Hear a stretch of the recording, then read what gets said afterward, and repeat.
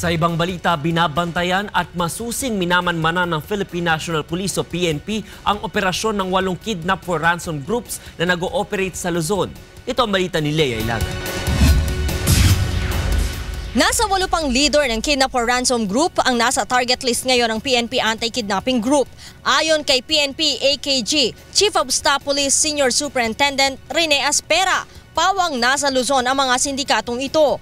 Aniya, sa ngayon ay hindi organisado ang ibang grupo dahil kadalasang nagkakanya-kanya ang lakad ng mga miyembro nito. Sinabi pa nito na ang ilan sa kanila ay lumipat na sa kidnapping operations mula sa robbery hold-up at illegal na droga dahil humahanap na ang mga ito ng mas malaking pagkakakitaan tulad ng kidnapping. Sa aming target list, we have listed about 8 except sa Mindanao area.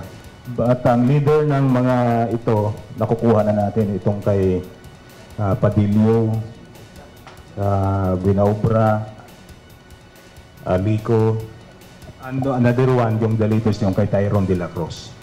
Dahil dito, pinayuhan ni Aspera ang publiko na doblehin ang pag-iingat upang hindi mabiktima ng Kidnap for Ransom Group.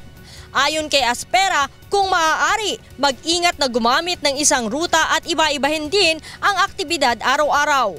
Kung nakatira sa subdivision, hanggat maaari ay palagi ang may security guard.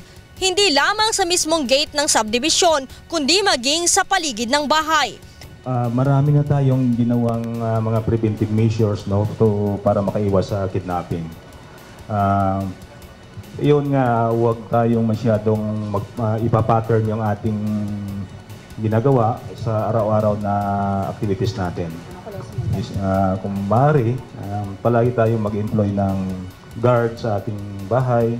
Malaking tulong din aniya ang pagkakaroon ng closed-circuit television sa mga establishmento upang makita ang galaw ng mga criminal element at maagapan ang pambibiktima ng mga ito. Lea Ilagan, UNTV News, Worldwide.